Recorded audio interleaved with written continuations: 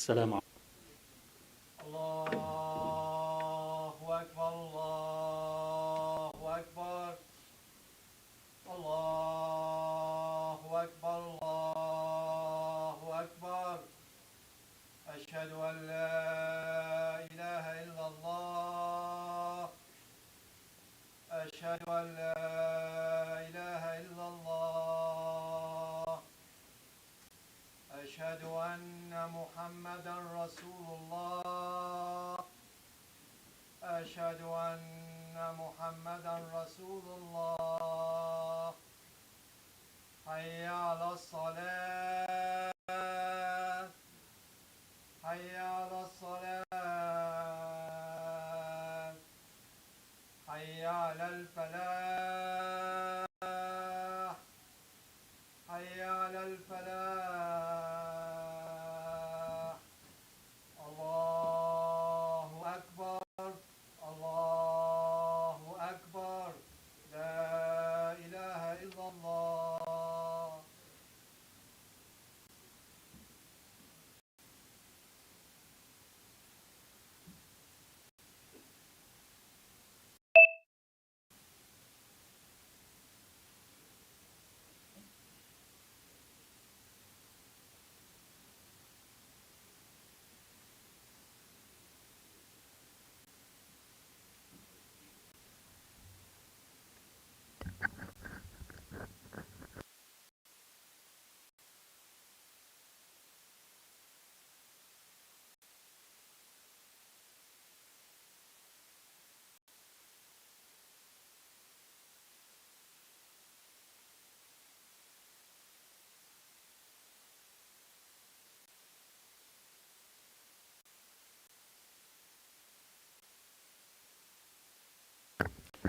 إن الحمد لله نحمده ونستعينه ونستغفره ونعوذ بالله من شرور أنفسنا ومن سيئات أعمالنا. من يهده الله فلا مضل له ومن يضلل فلا هادي له، وأشهد أن لا إله إلا الله وحده لا شريك له، وأشهد أن محمدا عبده ورسوله. يا أيها الذين آمنوا اتقوا الله حق تقاته ولا تموتن إلا وأنتم مسلمون. يا أيها الناس اتقوا ربكم الذي خلقكم من نفس واحدة وخلق منها زوجها وبث منهما رجالا كثيرا ونساء، واتقوا الله الذي تساءلون به والأرحام إن الله كان عليكم رقيبا. يا أيها الذين آمنوا اتقوا الله وقولوا قولا سديدا يصلح لكم أعمالكم ويغفر لكم ذنوبكم، ومن يطع الله ورسوله فقد فاز فوزا عظيما. أما بعد، فإن أصدق الحديث كتاب الله تعالى، وخير الهدى هدى محمد صلى الله عليه وعلى آله وسلم، وشر الأمور محدثاتها، وكل محدثة بدعة، وكل بدعة ضلالة، وكل ضلالة في النار. Dear brothers, inshallah, in this short reminder, I'd like to remind myself and yourselves about some of the issues pertaining to the winter time. First and foremost, as you know, the time of Salah has become very short. We have Dhuhr and Asr and Maghrib within 12 up until 5. And this makes it very important that each one of us will look at the schedule, the timetable for the Salah, so that you know when the time of Salah starts and when it ends. For instance, I get a question yesterday about Salat al-Dhuhr and when it ends. And that brother, may Allah subhanahu wa ta'ala reward him and help him, he mentioned that he would pray like after 2:30. He thinking that the time is still there, but actually Salat al-Dhuhr now ends at 2:29 yesterday or 2:28. So we need to be aware that Salat al-Dhuhr is like around 12 and you need this time slot to pray Dhuhr in it. Likewise, Asr will go on until Maghrib, and nowadays it's getting to closer to 10:02 and it's going to go down. So Salah is the first and foremost. Schedule your Salah when you are going to pray so that you will not miss out on your Salah. And this requires that you look at the timetable. Many of us are confused, and this is important. They are confused about the times that are displayed in the different masajid. You're saying you pray 3:30, the other place prays at 3 for Salatul Asr. When is the Salah? So I was saying the Iqamah is not meant to be the beginning of the time. The Iqamah is the time when it is suitable for us to pray. So this is how we are doing it. So you need to look at the timetable or get you an application that will have that. Our website, qssc.org, if you log on onto it, you will see the same timings that we have on the left. They are posted on the left. You can download the whole calendar for the whole year. We are at the end of this year, 2021. Inshallah, by December, we will be posting the new calendar for 2022, the whole year. You can download it on your phone or you print it, hang it on the wall, so you know what you are doing. Another issue is regarding fasting. Rasulullah sallallahu alaihi wasallam, as in the silsila sahiha of the ahadith, that Rasulullah sallallahu alaihi wasallam said, "As-sawmu fi ash-shita al-ghanimatu al-barida." Fasting during the winter time is the cool prey. The cool prey referring to when you are hunting. When you are hunting, you are supposed to sweat and toil, run after the deer or the gazelle or like that. This is now a prey, an advantage that is so easily achieved. What is it? Fasting during winter time. During winter time.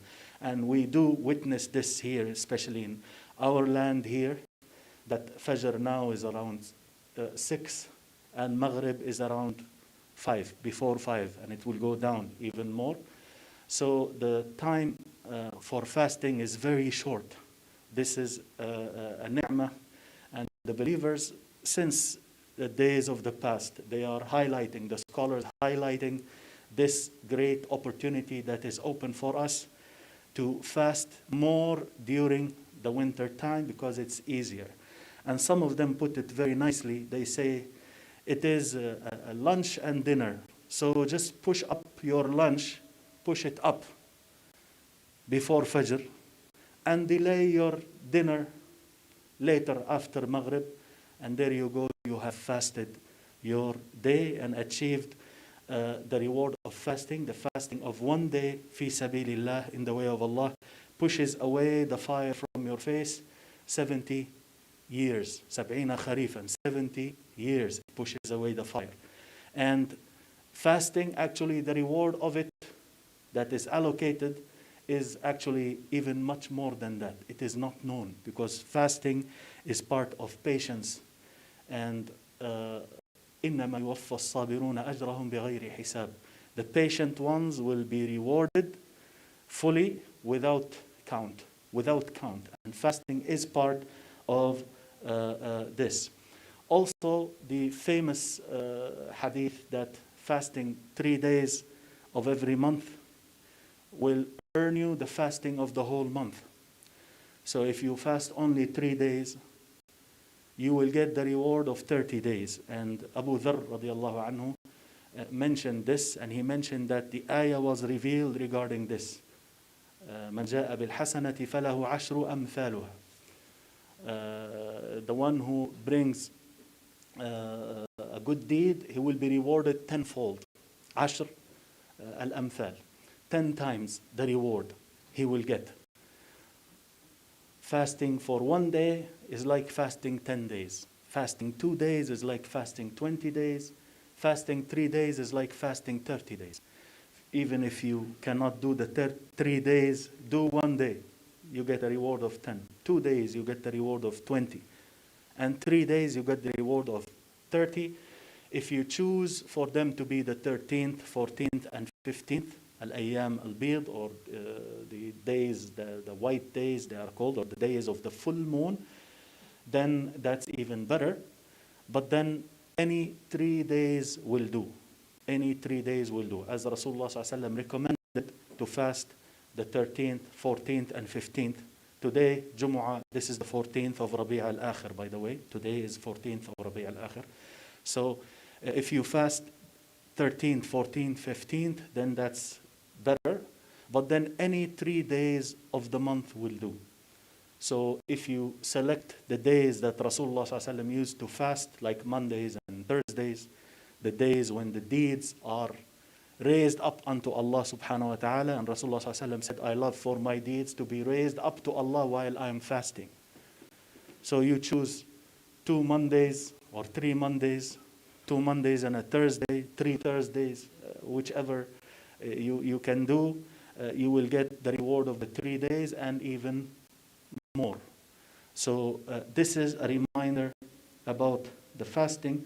And Abu Hurairah radiallahu anhu narrated, or he said, "Awsani khalili bithalath," that my beloved, that is Rasulullah sallallahu alaihi wasallam, he counseled me to 3. Al-witr, awwal al-layl, to pray salat al-witr at the beginning of the night, يعني قبل أن أنام, before I go to sleep. وركعتي الضحى, and the 2 ركعات of duha. وصوم 3 أيام من كل شهر, and fasting 3 days of every month. The same counsel Rasulullah sallallahu alaihi wasallam has given to other companions. Abu Darda radiallahu anhu, same 3. Abu Dharr radiallahu anhu, the same 3. Making sure that you pray witr before you go to sleep. And last Jumu'ah we had the whole Jumu'ah about Salat al-Witr and how important it is, and that the believer should be praying this Salah. And if in case you are sure you can wake up later at night, sometimes these nights we can do that because the night is so long. Some of us can do that. So then it's better to pray that at the end of the night, in the last third. If not, be sure, if you are in doubt, you be sure you pray it early before you go to sleep to guarantee that you prayed it. And then if you wake up later on, you can pray in sets of 2 without repeating the witr again. Also, the 2 rak'at of duha. This duha prayer is one of the very rewarding prayers. Rasulullah ﷺ mentioned that we have 360 different joints or bones in the body, and by praying these 2 rak'at of duha, then you would have paid a sadaqah on all of your body parts. All of these joints, you have given a sadaqah for them if you pray salat al-duha. The last one is what we spoke about, was to fast 3 days of every month. أقول قولي هذا وأستغفر الله لي ولكم.